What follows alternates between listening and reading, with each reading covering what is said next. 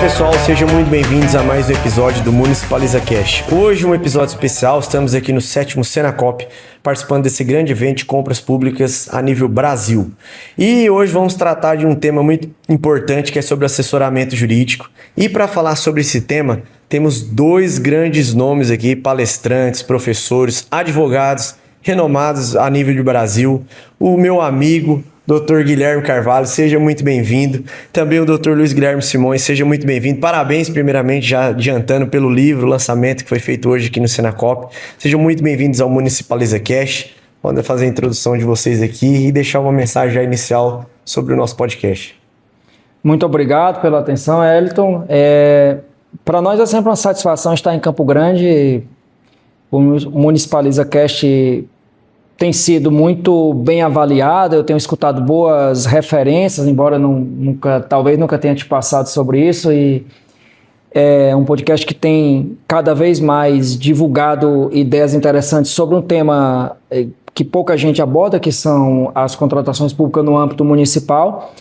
E hoje nós tivemos a oportunidade de participar aqui em Campo Grande do Senacop, do 7º Senacop. Para mim já é habitual, é um evento que eu nunca deixo de vir como palestrante, e eu tive a honra e a grata participação de poder convidar o meu amigo Luiz Felipe Simões para estar presente.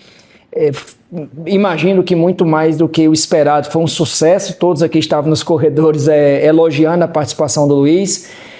Nós tratamos sobre o órgão de assessoramento jurídico e eu acho que cabe a gente dizer, houve o lançamento do nosso livro, né, sobre o órgão de assessoramento jurídico, disponível na editora Juspódio.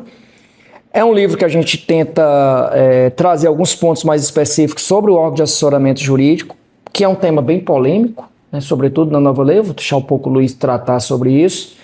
E para nós, pode ter certeza que é uma grata satisfação de poder estar aqui presente contigo, Elton, e em Campo Grande sempre um enorme prazer de voltar à cidade.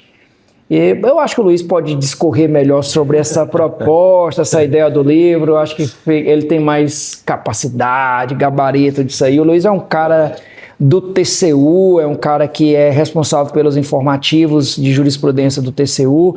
E eu queria fazer uma parte aqui, meu amigo, um ponto importante. A nossa prioridade aqui tem sido sempre, eu tenho comunicado isso para o Luiz, talvez vai vir novidades sobre isso aí, vão vir novidades. É trazer algo substancial, algo com conteúdo jurídico mesmo. Obviamente utilizando as plataformas digitais, os meios de comunicação de redes sociais, mas trazer um conteúdo melhor. Acho que o Luiz está guardando algo na cachola, não tem me dito nem nada, mas logo eu acho que a gente consegue te trazer algumas coisas que possam incrementar esse mundo aí das contratações públicas. Com calma, mas vamos trazendo alguma coisa melhor. Luiz, obrigado aí pela participação. Assim, eu me sinto responsabilizado por tê-lo trazido aqui, mas hoje está todo mundo me agradecendo pelo altíssimo nível da palestra do Luiz. Eu que agradeço, meu amigo Guilherme. Primeiro, externar minha satisfação pela entrevista, externar a minha felicidade por poder compartilhar a palestra de hoje com o meu amigo Guilherme, e compartilhar mais ainda a autoria do nosso livro, né? Então, a satisfação é enorme e um prazer muito grande também atuar como palestrante nesse evento da Senacop, né? Então, primeira vez, e fiquei muito bem impressionado. Tive a oportunidade de discorrer com o meu amigo Guilherme sobre a atuação do órgão de assessoramento jurídico, né? O papel do órgão de assessoramento jurídico no âmbito da nova lei de licitações e contratos, que traz grandes inovações em relação à já revogada Lei 8666. Né? Então foi uma oportunidade muito grande de a gente trazer essas principais inovações, não são poucas. Houve um acúmulo, um aumento significativo de atribuições para o assessor jurídico, atribuições essas trazidas pela nova lei, se a gente comparar com a Lei 8666. Né? Foi uma oportunidade de a gente discutir não só essas inovações, mas já há jurisprudência já sendo apresentada, né, decisões, acordos já proferidos pelos tribunais de contas, em especial o TCU, sobre a nova lei de licitações. Então foi uma oportunidade excelente. E a gente conversou bastante sobre isso, que nós entendemos que o nosso livro prima pela tempestividade, né? Então a gente aguardou, a gente conversou bastante sobre isso, no sentido de aguardar o melhor momento para o lançamento do livro. A Lei 1473 de 2021, ela foi publicada exatamente no ano de 2021, já entrou em vigor em 2021, conviveu harmonicamente com as revogadas leis 866, a lei do pregão e a lei do RDC por um bom tempo, praticamente 2 anos, e a partir de 2024, eu diria que ela reina sozinha, né? Então hoje a norma geral de licitações e contratos, no âmbito da administração direta, autárquica e fundacional, convive com a lei das estatais, né, que tem uma lei própria aí disciplinando licitações e contratos. Então, a partir de 2024, ela começou a ser aplicada, dúvidas surgiram, os tribunais de contas começaram a proferir suas decisões, então foi uma oportunidade assim ímpar de a gente externar nossa opinião, né, trazer nosso entendimento, nossa compreensão, enfim, fomentar o debate. Então, acho que conseguimos aí atingir esses nossos objetivos e, mais uma vez, aí parabenizar o Senacop por essa grande iniciativa, né? Mais uma, já que é o 7º evento aí, por ele realizado, né? Bom, eu agradeço bastante, inclusive, a oportunidade de estar aqui conversando, não só sobre o evento, mas principalmente sobre o lançamento do nosso livro. Elito, eu quero te agradecer pessoalmente por essa oportunidade também. O Municipaliza Cash como eu falei aqui anteriormente, eu tenho um vídeo que é algo que tem se aprimorado, ganha escala, com qualidade nas entrevistas. Não que a gente esteja aqui na mesma qualidade, Luiz, não sei, mas ele trazido uma qualidade boa nas participações e com temas que são relevantes para o dia a dia, né? Não elucubrações doutrinárias, coisas que realmente importam para a gestão municipal. Eu acho que a gente está disponível, né, Luiz? Posso falar em teu nome, não sei, para contribuirmos, dialogar e assim vamos. Não, o diálogo é sempre muito importante e o objetivo principal desse podcast realmente é trazer conteúdo de qualidade, né? Tentar buscar especialistas como vocês são, como outros que nós já entrevistamos aqui hoje, são renomados advogados, palestrantes, né? Professores que realmente estudam o direito público a fundo e trazem realmente essa matéria de uma forma prática também, para que as pessoas possam identificar isso, não só o gestor, mas também aquele servidor que está ali na ponta realmente do processo licitatório. E aqui no caso especial das procuradorias, do assessoramento jurídico, né, dos assessores que fazem parte da gestão pública e que tem que realmente ali colocar a sua decisão, na maioria das vezes ali, a sua opinião sobre aquele tipo de contratação pública. Então vamos tratar aqui algumas perguntas aqui de forma rápida, prática, para que vocês possam trazer também o posicionamento de vocês sobre justamente o que vocês trouxeram na palestra, né, que foi o órgão de assessoramento jurídico no processo de contratação pública, e também já faz parte do livro e conteúdo que vocês já trouxeram também nesse livro que foi lançado, brilhante. Já desde o início já pude dar uma folheada ali, já ver o conteúdo, vi que é riquíssimo e com certeza vou me debruçar e aprender ainda mais com o conteúdo que vocês trouxeram. Na visão aqui de vocês, qual que é o principal ponto de ruptura entre o assessoramento jurídico e a área requisitante que ainda gera insegurança no processo de contratação? Eu vou falar aqui, tentar ser breve, né, para não se alongar demais. Eu acho que o Luiz pode complementar melhor do que eu. O requisitante quer uma resposta, seja o gestor, via de regra o gestor, o tomador de decisões. E também, como a própria lei coloca, qualquer agente público pode fazer essa requisição de algum esclarecimento, alguma dúvida. Mas ele quer uma resposta esclarecedora e às vezes contundente, como se não houvesse mais margem para qualquer discussão. E o assessoramento jurídico, a lei joga, me parece, com uma pegadinha, de que ele tem que fazer um parecer quase que conclusivo, abordando todos os elementos necessários à contratação. Isso gera um certo receio, não só nos membros da advocacia pública, como também naqueles que exercem uma assessoria jurídica mais... não com a mesma envergadura da advocacia pública, ou seja, muito mais submetida a um gestor.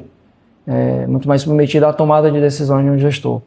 Então, a lei diz muito, no meu entendimento, a lei diz muito, atribui muita responsabilidade ao órgão de assessoramento jurídico e tenta entregar uma solução, acho que o Luiz tratou muito bem sobre isso na palestra, mágica, como se não houvesse erros ou possibilidade de erros, e o jurídico fosse carimbado, ou ao jurídico houvesse a possibilidade de carimbar algo sem deferimento e sem possibilidade de postergação de qualquer erro. É a minha singela opinião, para ser mais rápido nisso e não me enveredar tanto.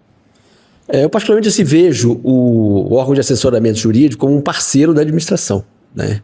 Eu acho que o órgão de assessoramento jurídico, o nome já diz, é assessorar, tentar construir com o agente público a melhor solução que atenda a demanda daquele caso concreto, né? Então, ajudar a autoridade competente a construir soluções juridicamente válidas, né? Então, mais do que propriamente essa função de controle, embora a lei, em algumas passagens, né, atribua ao assessoramento jurídico essa função de controle de legalidade, é ser parceiro da autoridade competente, ajudá-la a construir solução juridicamente válida diante de determinadas dúvidas que surjam, né? A administração tem a sua demanda, tem a sua necessidade e quer buscar o melhor, não só sob a ótica do interesse público secundário, ou seja, a necessidade da administração, mas entender aí satisfatoriamente os interesses da sociedade, da coletividade. Então, eu acho que é uma visão, né, deturpada que eu vejo que alguns têm em relação à atuação do órgão de assessoramento jurídico. Até a posição de alguns assessores, né, que às vezes querem fazer de controle, em vez de propriamente assessorar, auxiliar a autoridade competente. Quanto a essa parte de planejamento, o planejamento da contratação, é um dos grandes pilares da contratação, né? Planejamento e fiscalização. E o que eu percebo é que o setor demandante, né, ele é tecnicamente qualificado, né? Então, ele tem conhecimento dos aspectos técnicos, tá? Só que isso, pura e simplesmente, não é suficiente. Às vezes, ele quer realmente atender de forma mais adequada à necessidade da administração, né? Só que tem algumas particularidades, algumas peculiaridades, né?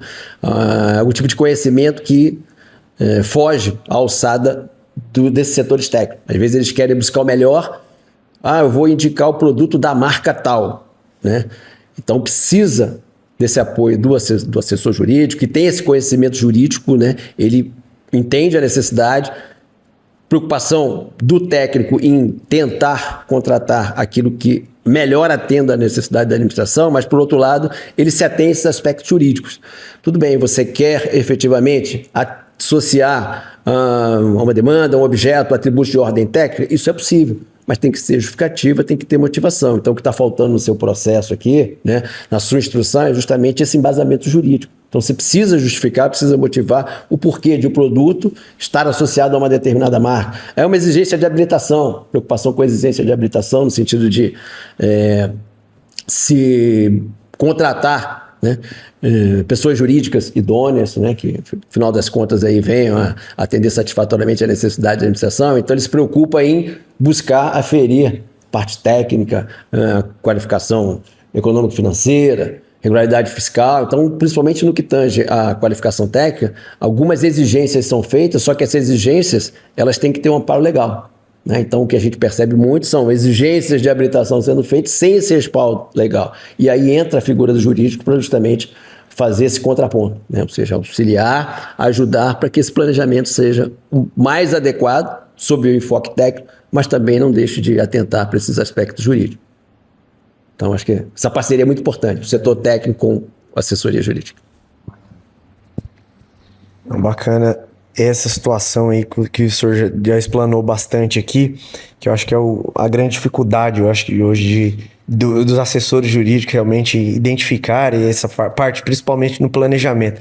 Eu sou daquela corrente favorável a que o assessor jurídico ele deve não só participar apenas do momento do seu parecer, mas ele acompanhar realmente desde a fase do planejamento, né, lá do PCA, na maioria das vezes, na elaboração, participar efetivamente dessas questões de planejamento, para que lá na frente, quando realmente chegue isso para o órgão do assessoramento jurídico, ele já tenha participado realmente dessa fase e que ele possa identificar de uma forma mais clara, né, essa questão que foi aquilo que o senhor acabou de apresentar para nós aí.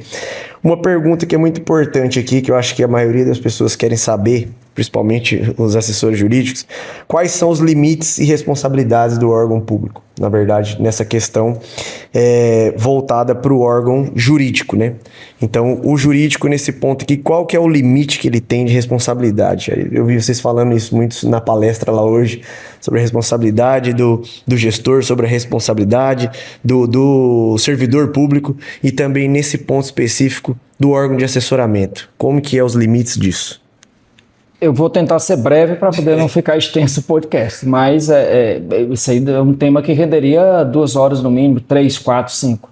Vou tentar me conter em 2 minutos. Acredito que o Luiz também possa falar bastante sobre isso. No meu ponto de vista, a responsabilidade do parecerista ela é limitada à análise que lhe é submetida. Esse é o ponto principal para mim. O Luiz tocou num ponto interessante aqui na resposta anterior. O jurídico não pode exercer tecnicamente um controle maior do que o que lhe é submetido. E aí entra um ponto que é relativamente caricato. E se ele observa algo que não lhe é submetido, mas ele identifica como um erro ou como um determinado desvio, ele opina ou não opina? Tecnicamente ele opina de acordo com o questionamento que lhe é feito. Então a responsabilidade dele é limitada ao questionamento. Quem delimita, via de regra, a responsabilidade é a indagação que é feita na própria consulta. Mas dentro da indagação que é feita na própria consulta, o jurídico também tem um limite de responsabilização. E o limite de responsabilização é que não se lhe pode atribuir uma envergadura maior ou um grau de responsabilização maior do que o conteúdo jurídico, que pode ser constante no próprio parecer, deva avançar. Então, questão de jogo de planilhas, o Luiz falou sobre isso, questão sobre... É muito difícil um jurídico, por exemplo, saber uma camada asfáltica. Vamos tratar aqui de realidades normais. Se o asfaltamento normal seria 7 centímetros, 5 centímetros, se o manilhamento seria de determinada maneira, como que se forma uma planilha de preço para que não haja sobrepreço? Ele pode analisar algo que lhe é apontado e dizer se aquilo, por exemplo, o sobrepreço é ou não juridicamente válido para aquela situação. E assim por diante. Mas essa minha análise muito parcial, tentando ser conciso aqui para que o podcast não se estenda demais. Eu deixo a palavra aí com o Luiz, teria muito mais a falar, mas eu acho que isso é objeto para outro podcast. Bom, essa questão da responsabilização é super interessante, né? E o que a gente percebe também, alguns assessores jurídicos, principalmente quando são chamados à responsabilização perante os órgãos de controle, em especial o Tribunal de Contas da União, é comum eles trazerem como argumento, digamos assim, de defesa, o fato de o parecer jurídico ser um parecer meramente opinativo, né? Então, pura e simplesmente a minha opinião. Ou seja, eu não teria poder decisório. Então, a decisão em si caberia ao agente público, caberia à autoridade competente e não ao assessor jurídico. É muito comum essa justificativa ser levada aos órgãos de controle, só que não são bem acolhidas essas justificativas, né? Ou seja, o parecerista jurídico ele está sim sob a jurisdição dos órgãos de controle. É um parecer, tudo bem, é um parecer meramente opinativo, mas uma vez que o conteúdo desse parecer é acolhido pela autoridade competente, ele passa a integrar a motivação daquela decisão, né? Então, por isso ele é alcançado pela jurisdição dos tribunais de contas, né? Então ele pode ser chamado a responder? Obviamente que sim. É claro que dentro de um viés essencialmente jurídico, né? Então questões como o Guilherme bem colocou, associadas a aspectos técnicos da contratação, né? Aspectos pura e simplesmente econômicos no que tange a análise de planilha de preço e tal. Obviamente que os pareceristas jurídicos, né, não devem enveredar por esse caminho, né? Não tem essa obrigatoriedade de manifestação quanto a isso, né? Pode acontecer de eles enveredarem e dizerem algo que não deveriam dizer, né? E isso influenciar a decisão da autoridade competente. Mas isso aí é um contexto bem específico, mas de forma geral, eles serão, sim, responsabilizados, podem ser responsabilizados por aspectos essencialmente jurídicos. Quando a gente fala em aspecto jurídico, não só em relação à questão da legalidade, né? A legalidade é um dos princípios a serem considerados. Outros princípios devem ser levados em consideração também na busca de melhor solução para atender a demanda da administração. Aspectos relativos a aspectos, né? Princípios, economicidade, eficiência, razoabilidade, motivação, enfim. Então, eles podem ser, sim, alcançados pela jurisdição dos tribunais de contas, tá? Aspecto, assim, que me parece extremamente relevante é quanto a situações em que eles efetivamente podem ser responsabilizados, ou seja, diante de que condutas, né? Diante de que erros que vierem a ser cometidos. Houve uma mudança significativa na jurisprudência e também, né, muito em função de mudança legislativa, no sentido de que os pareceristas podem ser, sim, responsabilizados, os agentes públicos de uma forma geral, em caso de dolo, aquela intenção deliberada, né? E em caso de erro grosseiro, né? Então, isso vem sendo discutido não só pela doutrina, pelos tribunais de contas, né? Qual seria o parâmetro para aferir a prática, a conduta nesse sentido, ou seja, em que situações haveria a prática de um erro grosseiro, discussões bem interessantes sobre isso, né? Daria para a gente falar bastante aqui, não é o objetivo maior, mas enfim, é possível sim essa responsabilização, e sempre se busca comparar a atuação, a conduta desses agentes públicos, em especial dos pareceristas jurídicos, com determinados referenciais que são estabelecidos aí pela doutrina e pelos tribunais de contas. Tá? Então, só se debruçando sobre o caso concreto é que a gente pode efetivamente aferir se houve ou não a prática do chamado erro grosseiro. Tá? Mas, em síntese, é possível sim essa responsabilização dentro de um determinado contexto, e o órgão de controle, especificamente, se debruçando sobre aquela particularidade, especificidade, sobre as circunstâncias fáticas que justificaram a elaboração do parecer e, consequentemente, subsidiaram a atuação, a decisão da autoridade competente.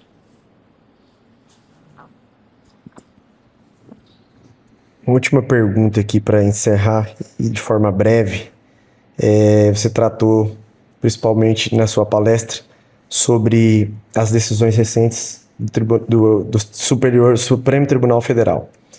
E nessas decisões, tem decisões falando sobre o órgão de assessoramento jurídico, as procuradorias, e eu queria que você comentasse um pouco sobre isso, sobre essas assessorias externas, os órgãos realmente, as procuradorias que hoje existem em alguns municípios e que não há, né, pelas decisões do STF recentes, essa obrigatoriedade. Gostaria que você fizesse um comentário sobre isso e qual o seu posicionamento. Vamos lá. Eu estou tentando aqui ser bastante conciso, porque se trata de um podcast, né? Eu escrevi um livro em 2021 com o professor Sérgio Ferraz, que inclusive prefaciou nosso livro, sobre a advocacia pública municipal. O título é Soluções Estruturantes Proporcionais. Preciso fazer uma segunda edição sobre ele. De forma bastante clara, a Constituição peca em um ponto. Ou peca ou tem um silêncio proposital. O professor Adilson Dallario fala que é um silêncio proposital. Nós temos o artigo 131, que fala sobre a advocacia pública no âmbito da União. 132 fala sobre a advocacia pública no âmbito dos Estados e do Distrito Federal.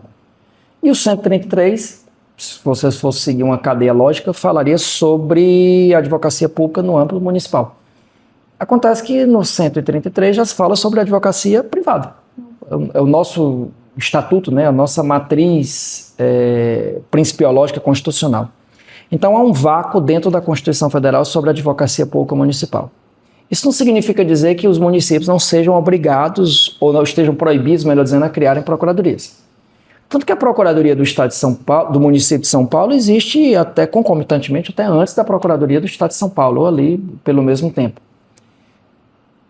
O grande detalhe é que existem municípios no Brasil que a envergadura, seja pelo produto interno bruto, que justifica a cobrança de impostos ou tributos como um todo, e que, obviamente, a contratação pública é muito mais pujante, porque a contratação pública é um pouco paralela ao produto interno bruto, não tem como deixar de ser, né?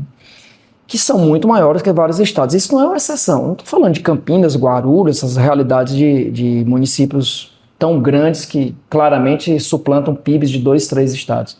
Você olha, por exemplo, Uberlândia, Joinville, Ribeirão Preto, são produtos internos brutos que são maiores do que o Piauí, do que Sergipe, do que Alagoas, por aí se vai. Sorocaba. Então, o que justifica, por exemplo, o Piauí ser obrigado, melhor dizendo, o que justifica o Amapá, o Acre e Roraima ser obrigado a ter procuradoria estadual, e o que justifica, o que não justificaria Ribeirão Preto não ter uma procuradoria municipal. A decisão do Supremo Tribunal Federal, sempre neste ano, quanto a essa questão de criação de procuradorias ou a obrigatoriedade de ter ou não um órgão de assessoramento jurídico, acho que seria o ponto mais específico, até porque o Supremo vagueia nisso. Se tem procuradoria, você não pode contratar por inexigibilidade, mais ou menos isso, né? Se você tem procuradoria, você não pode contratar. Se você não tem procuradoria, você pode contratar. Então você pensa, por exemplo, nós estamos no Mato Grosso do Sul, município como Dourados, tem um PIB muito próximo ao PIB do Amapá como um todo. Curioso isso, mas não é tão distante, né? É um PIB próximo. Então Dourados tem procuradoria, ou pode não ter procuradoria. E o Amapá é obrigado a ter. É o que o Supremo fala? O Supremo não cria uma baliza. E detalhe é que o Supremo criou algumas balizas. Ele criou baliza, por exemplo, para RPV. Tem julgados do Supremo sobre isso. Município de Petrolina, acho que foi um julgado desse tipo. Não estou aqui, obviamente eu não tenho todos os dados em concreto. Tentou colocar um RPV de estatuindo até um salário mínimo. Aí o Supremo disse, não, o salário mínimo para Petrolina é muito pouco, não é razoável. Então, esse mesmo standard o Supremo poderia usar que um município como Rio Verde, no Goiás, como Dourados, no Mato Grosso do Sul, como São José do Rio Preto e São Paulo, não seria razoável ele não ter procuradoria. O problema está nos dois extremos. O Supremo tenta, não é nem agradar, o Supremo tenta contemplar um erro do Constituinte, que foi criar vários municípios no Brasil. Então, nós temos municípios completamente insustentáveis. O Piauí é campeão nisso aí. Completamente sustentável. Santa Catarina tem um que não é sustentável. Piauí quase todos são insustentáveis. E diante disso você pergunta, será que um município de 1.000 habitantes, 1.500 habitantes pode ter uma procuradoria? E eu respondo, não. Até escrevi sobre isso em 2017. Não. Debruçando sobre esse tema, numa ação direta de inconstitucionalidade decorrente de uma mudança, de uma modificação na Constituição do Estado do Pernambuco, o Supremo disse não, que a Constituição do Estado não pode obrigar os municípios a terem procuradoria. Então essa é uma decisão do Supremo. Só que as outras decisões do Supremo, eu estou tentando ser o mais breve possível aqui, sobre esse tema, diz respeito a ações de improbidade. O Supremo não entra no aspecto da procuradoria, entra na questão da contratação por inexigibilidade do advogado público. Não é que ele diz que possa ter ou não possa ter, ele diz pode contratar por inexigibilidade porque a atividade advocatícia pressupõe-se inexigível. Só que todas essas decisões do Supremo Tribunal Federal, que conversei isso com o Luiz na semana passada, na quinta-feira, antes de escrevermos um artigo, eu digo, as decisões do Supremo elas não estão adequadas à Lei 14.133. Não que não esteja adequados à lei de forma proposital. É que os temas chegaram ao Supremo Tribunal Federal no cotejo da Lei 8666 e no cotejo da anterior Lei de Improbidade Administrativa. Esse aqui é um ponto interessante.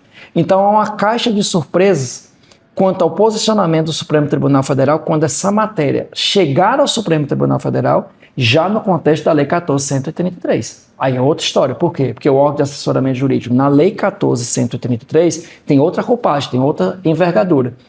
A contratação de advogados pode existir de escritório de advocacia? Sim. Qual o parâmetro que eu utilizo?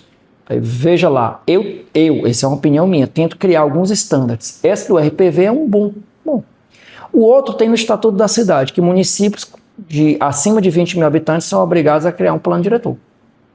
Não seria um bom patamar ali para saber se precisa ou não ter uma procuradoria. Da mesma forma que é que é completamente irrazoável, desproporcional, até gritante, um município como Sinop não ter uma procuradoria, com procuradores concursados, um município com PIB elevadíssimo, com a demanda elevadíssima, com um potencial de crescimento elevadíssimo, também não é nada razoável, na verdade, é antieconômico, discrepante, Araguainha, Tanque do Piauí, Serra da Fortaleza, sei lá, Serra da Mesa, em Minas Gerais, municípios com 1.000, 1.200, 1.500 habitantes, ter uma procuradoria que necessariamente tem que ter 2 serventuários. Então, nesses casos, ele tem que contratar pelo quê? Por inexigibilidade. Aí entra outro aspecto que eu não quero avançar tanto aqui por conta do tempo. Essa contratação necessariamente precisa ser por inexigibilidade? A minha opinião que não, que pode ser por pregão. Por quê? Porque se trata de bens e serviços comuns. E isso as estatais já fazem. Banco do Brasil faz, Petrobras faz. Eles podem cobrar IPTU, ISS, TBI por meio de pregão. E o critério pode ser preço, menor preço. Ou pode usar um critério que já é utilizado em várias estatais. E que o TCU tem esse posicionamento sobre isso. É um acordo antigo, você vai saber mais que eu, porque você tem um domínio maior. Que é técnica e preço. Talvez fosse combinar, sei que não é possível, a lei fala, concorrência com pregão, mas usar 2 critérios. Jogar um pouco mais de técnica, porque o serviço advocatício precisa disso, com preço também. Porque quando eu trato inexigibilidade para qualquer serviço advocatício, eu vou comparar um expert em direito minerário, que um município que descobriu o nióbio precisa daquele expert, que vai cobrar 300 mil, 500 mil, que é o valor que ele cobra do mercado, com um advogado que quer cobrar, que precisa cobrar demandas de ISS, IPTU, de um município de 2 mil habitantes e jogar o mesmo valor de preço de mercado de 300 mil reais. Então são demandas completamente distintas, porque a inexigibilidade é cravada, existe, é um caso específico, e a outra são demandas corriqueiras. Mas o Supremo tem entendido de forma específica que não constitui, esse é o ponto principal, ato de improbidade administrativa, o simples fato de eu não ter procuradoria e contratar serviços advocatícios por inexigibilidade. E deixa aqui, já de forma bastante finalizada, até porque o tema é longo, não sei se o Luiz vai se alongar mais que eu, o problema sempre morre num ponto. Porque o Supremo coloca lá sempre, desde que atendido alguns requisitos. E um dos requisitos, eu vou deixar o principal deles, é o preço de mercado. Então, qual é o preço de mercado? Esse é o grande problema. Que pode. O Supremo admite, são as últimas decisões, mas desde que atendido o preço de mercado. Então, como é que eu formo esse critério de pesquisa de preço? Muito bom. Luiz, suas considerações sobre esse tema? Acho que o Guilherme praticamente esgotou o assunto, né? E realmente ele conhece essa matéria como ninguém, né? E eu só tinha assim, duas complementações a fazer, né? Duas considerações. Especificamente em relação ao posicionamento do Supremo, quanto à possibilidade de contratação de advogado, tendo um órgão de assessoramento jurídico, o Guilherme colocou bem, a posição do Supremo hoje é de que, como regra, isso não é possível, né? Tendo órgão de assessoramento jurídico, não poderia haver a contratação externa de advogado. O Supremo admite situações excepcionais quando você tem um órgão específico, mas a demanda, né, supera a capacidade de atendimento desse órgão de assessoramento jurídico. Então, nessas situações específicas, o que eu tenho percebido é que o Supremo abre essa possibilidade para essa contratação de advogado externo. E como o Guilherme bem colocou, dúvidas surgem sobre a forma de contratação desses advogados, né? Se a contratação deve se dar por inexigibilidade em todas as situações ou é possível, sim, a realização de processo licitatório. A nova lei de licitações realmente dá muito pano para manga, ou seja, a gente poderia discorrer bastante sobre isso. Tem uma grande discussão em relação à contratação fundada no artigo 74, inciso 3º da nova lei de licitações. Isso nós compararmos com a lei 866. Né? Basicamente, no âmbito da 866, para essas contratações por inexigibilidade envolvendo serviços, especificamente serviços advocatícios, eram necessários 3 requisitos. Você precisaria ter um serviço técnico profissional especializado, você tinha, né? Você precisa ter um notório especialista, né? E a lei apresenta o conceito da notória especialização, isso não era um grande problema, mas a lei exigia um terceiro requisito, que era o requisito da singularidade do objeto, né? Então, o Guilherme bem colocou, se fosse um serviço considerado como de natureza comum, seria totalmente incompatível com a contratação por inexigibilidade de licitação, né? E é realmente assim, elaboração de parecer jurídico, né, para essas contratações que são corriqueiras no âmbito da administração, em tese são serviços de natureza comum e que poderiam ser tranquilamente contratados por meio do pregão, tá? Então, a lei era expressa nesse sentido, exigia-se a singularidade. Isso facilitava, no caso, a vida da administração. Então, não é para qualquer serviço que pode se dar a contratação por inexigibilidade de licitação, né? Havia uma dificuldade natural, né, em se buscar o sentido e o alcance, né, desse termo singular, né, mas é algo inédito, incomum, que se distinguisse das demais situações, né? Então, um serviço de natureza contínua era totalmente incompatível com uma contratação por inexigibilidade. Na nova lei de licitações, não há a presença desse requisito da singularidade, né? Isso tem gerado dúvidas, praticamente 2 correntes, né? Hoje, uma corrente que eu particularmente entendo que é a majoritária, mas com a qual eu não concordo, entendendo que realmente bastam esses 2 requisitos, ou seja, é um serviço técnico especializado, advocatício? Eu tenho um notório especialista? Tem. Então, eu poderia contratar, independentemente da natureza do serviço, sempre por inexigibilidade, porque esses 2 requisitos estariam presentes. É um serviço técnico especializado, sim, e tem um notório especialista. Mas, para mim, não é o melhor entendimento. Eu acho que, ainda que não esteja hoje expresso esse requisito da singularidade, ele está implícito na lei, né? Porque no caput do artigo 74 existe um requisito que tem que estar presente em todas as contratações diretas, que é o requisito da inviabilidade de competição. E quando eu tenho um objeto de natureza comum, eu não tenho inviabilidade. Eu tenho condições de estabelecer parâmetros objetivos de comparação, né? Então, mesmo não estando expresso esse requisito, eu acho que ele está implícito na lei e, para mim, o entendimento hoje da nova lei é o mesmo entendimento que emergia, digamos assim, dos órgãos de controle, necessariamente, para a contratação por inexigibilidade, a necessidade desses 3 requisitos, né? Então, mas, como o Guilherme bem colocou, no âmbito lá do Supremo, essa matéria ainda não chegou, sob enfoque da nova lei de licitações, os órgãos de controle também não têm jurisprudência a respeito, então a gente precisa aguardar um pouco mais, porque essas dúvidas serão dirimidas no âmbito do judiciário, no âmbito dos tribunais de contas. Bacana. Para encerrar, então, Guilherme, gostaria que você primeiro deixasse aqui suas considerações finais, uma mensagem para os ouvintes, né, que acompanham o Municipaliza Cash. Fique à vontade. Primeiro, muito obrigado pela oportunidade. Eu acho que você está sendo protagonista num ponto interessante. Acho que pouca gente se debruçou sobre direito municipal. Tem muito livro sobre direito administrativo, muito livro sobre direito constitucional. Tinha um mineiro chamado Zé Nilo de Castro, salvo engano, sobre direito municipal.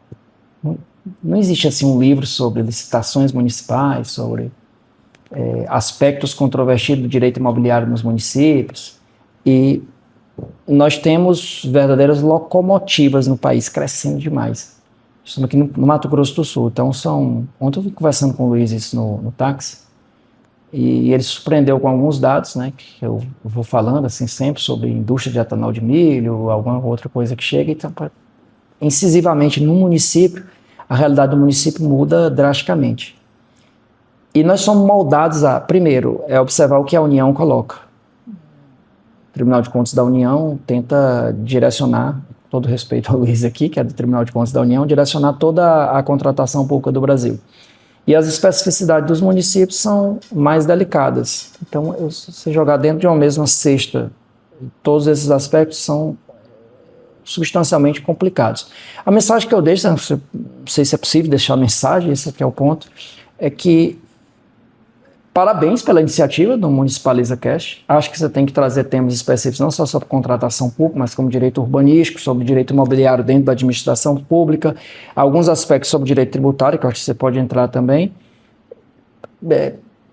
Contemporizando a parabenização pelo seu trabalho, pelo seu empenho, acredito que o caminho é longo, com bons debates, e eu agradeço a participação de estar aqui discutindo, inclusive com um nível mais elevado, que é ao lado do meu amigo Luiz Felipe Simões. Muito obrigado. Obrigado, Guilherme. Então, justamente, a ideia do Municipaliza Cast realmente é essa, é difundir realmente várias partes do direito público municipal, né, realmente para que traga esses debates, não só das contratações públicas, né, a gente traga também na contabilidade, no departamento pessoal, no direito tributário, urbanístico, e realmente traga esses debates para todos, né, os cidadãos também e os servidores públicos, gestores que realmente possam acompanhar. É um canal realmente de qualificação, de capacitação, e que isso possa realmente buscar maior número de pessoas e trazer, difundir realmente o conhecimento. Luiz, com suas considerações finais, seu recado aí para quem nos acompanha. Bem, em primeiro lugar, parabenizar o Municipaliza Cast pelo brilhante trabalho que vocês vêm realizando, agradecer essa oportunidade, agradecer a parceria com meu amigo Guilherme. A mensagem que eu deixo é justamente para os assessores jurídicos, né, para que eles se sintam parceiros da administração. Eu tive a grata felicidade de, durante 2 anos, atuar na área administrativa do TCU, né? Durante 2 anos eu deixei de ser auditor, deixei de ser fiscalizador para ser fiscalizado, e foi uma experiência fantástica poder vivenciar o dia a dia, a dinâmica da administração na busca de melhor solução para o caso concreto, né? Então, em muitas situações, nós temos a absoluta convicção de que não, como administradores, né, aqueles que tomam decisões, não estamos tomando a decisão mais adequada, mas é que é possível de ser tomada diante das peculiaridades do caso concreto, diante das circunstâncias em que nós nos encontrávamos, diante da urgência que aquele caso requeria. Então, muitas dúvidas surgem, né? Quando a gente tem que colocar a mão na massa, a gente está, como agente público, tendo que tomar essas decisões. E aí a participação do assessor jurídico é fundamental, é muito importante. E, assim, durante esses 2 anos, a minha experiência, né, demonstrou isso, e a parceria que eu tinha com o assessor jurídico era fantástica, né? Então, o assessor jurídico da minha época ajudava bastante a construir essas soluções juridicamente válidas, né? Eu vejo muitos assessores, né, às vezes adotando posições de controle, né, e não de parceiro, de assessor, ajudando a administração a construir essa solução juridicamente válida. Então, assim, sejam bem receptivos, né, com aqueles que atuam aí na área de planejamento, fiscais de contratos, que têm conhecimento técnico, não só aqueles que atuam no planejamento, mas também na fiscalização, têm conhecimento técnico, mas falta justamente esse suporte jurídico. E para atuar em licitações e contratos, não basta a parte técnica. Então, o papel do jurídico é fundamental para mim, para que a gente tenha êxito, haja realmente sucesso dessas contratações. Então, tenham isso em mente e sejam parceiros dos gestores, né? E não pensem pura e simplesmente em atuar como meros controladores. Quero deixar aqui mais uma oportunidade de vocês poderem adquirir esse livro, né, que vai ser muito importante para capacitar ainda mais o servidor que atua na área do assessoramento jurídico, né? Então, Guilherme Carvalho, o Dr. Luiz Felipe Simões, né, estará disponível já na editora Juspodium, né, o órgão de assessoramento jurídico. Então, vocês podem estar buscando lá diretamente no site, vai estar disponível para vocês. Um grande livro, tenho certeza que trará muito conhecimento. Para você que nos acompanhou até aqui, meu muito obrigado. Clique aí, siga o Municipaliza Cast, compartilhe para que a gente possa trazer esse conteúdo para o maior número de pessoas possível e vamos continuar municipalizando conhecimento. Muito obrigado.